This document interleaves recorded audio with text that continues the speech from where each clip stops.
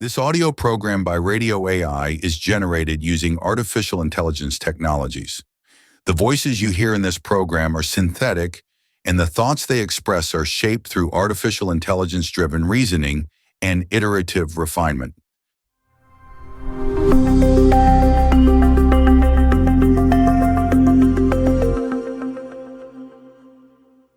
Welcome to Radio AI, where we unravel life's biggest questions and really dive deep into the fascinating dilemmas that shape our lives. Today, we're tackling a really common one. Is it better to chase your dreams, follow that passion, or make the practical choice? Right, the seemingly safer route. Exactly.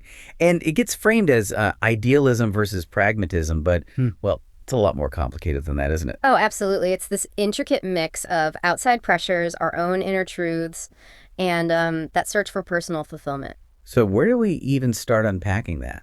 Well, I think what's really key is realizing this isn't just about what you want, it feels personal, but our culture, that plays a massive role. How so? Think about it. In more collectivist societies, the dream itself might actually be about the family or community. So choosing a practical path that helps everyone, that is the fulfilling choice. Okay, that makes sense. But then, on the flip side, you have individualist cultures that really champion personal ambition. So choosing practicality there, well, it can sometimes feel like you're, giving up on yourself. Like a compromise, or even failing somehow. Exactly. But it's not just the cultural vibe, right? There are real-world things, like money, access. Precisely. Socioeconomic background, systemic stuff like unequal access to good education, or just plain economic limits, they can seriously restrict your options, no matter how big you dream. Yeah, reality bites sometimes. It does. And institutions play a part too, often quietly. Workplaces, policies. They might push hard for practical, measurable results. Kind of nudging you towards the sensible path. Right. Although some places are starting to change, creating a bit more room for, say, side projects or flexible work, trying to let aspirations breathe alongside security. So given all that complexity, Yeah. how do we even think about what's rational here? Because one person's rational choice could seem totally irrational to someone else. That's a fantastic point, because rationality isn't one size fits all. For one person, being rational means pursuing that dream despite the instability, because living authentically is the highest value. Even if it looks risky from the outside. Yes. And here's something interesting. Pursuing a dream, even if it doesn't pan out like you planned, it's rarely wasted. You build resilience, you learn skills, you gain clarity about yourself, things you just don't get from playing it safe. So failure isn't necessarily failure, it's data collection almost. In a way, yes. It helps align who you are with what you do. But then for others, rationality is about optimizing for security, for stability, for future options. It's about maximizing those measurable outcomes. It really highlights the different ways we weigh things up. And this leads us nicely into something from decision theory called satisficing. Satisficing. Okay, what's that? It basically means acknowledging we don't have perfect information or unlimited time and energy. So instead of finding the absolute best option, we often choose one that's good enough. Good enough. This is very real world, like finding a compromise. Exactly. Think of someone who loves writing, but takes a steady admin job to pay the bills. Okay. But they carve out, say, Saturday mornings just for their writing.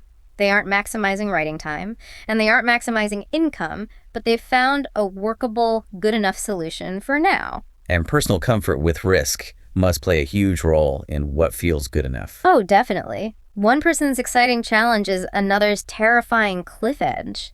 And it's not just logic. Our emotions, our ethical lines, they guide what compromises feel okay and which ones just don't sit right. So it's less about finding a perfect fixed balance. Yeah. And more like constantly adjusting the dials. That's a great way to put it. A dynamic calibration. It changes throughout life. Yeah, I can see that. Maybe you start with a practical job, build up some savings, some stability. Right, get your feet under you. And then you slowly start to nurture that passion project on the side, maybe scaling back the day job eventually. But that shift doesn't always happen, does it? Life throws curveballs. Absolutely not. Responsibilities change, the economy tanks. Sometimes that big transition just isn't feasible. So what then? Then maybe it's about integration. Finding ways to weave bits of your dream into your practical reality, like the teacher who brings their love of art into their lesson plans. Finding those little sparks within the structure. Exactly. And remember, this calibration isn't just you alone. Your family, your community, their support or lack of it can make these adjustments much easier, or frankly, much harder. Okay, so pulling this all together, this tension between dreams and practicality, it's not a simple choice. It's conditional. It shifts. Right. It depends on your life stage, your environment, the opportunities around you, the resources you have. So if someone's grappling with this, maybe a practical way to think about it is asking some key questions. That could be helpful. And like, what are my absolute non-negotiables? Obligations I have to meet. Okay. What aspirations truly feed my soul ethically and emotionally? What's my actual tolerance for risk? Not what I wish it was, but what it really is. And maybe. What compromises can I make without losing myself or closing off future doors? Precisely. It's this ongoing negotiation. It's rational, yes, but it's also deeply emotional and even moral. Wow. It really is a fundamental part of being human, isn't it? This constant navigation. It truly is. It's a journey, not a fixed point we arrive at. So maybe something for you listening to consider. What does your dynamic calibration look like right now? And how might it shift in the future? Yeah. Thank you so much for taking this deep dive with us on Radio AI. Thank you. We'd love to hear your thoughts and reflections, so please do share them in the comments below. Hope to have you with us again on Radio AI. Until next time.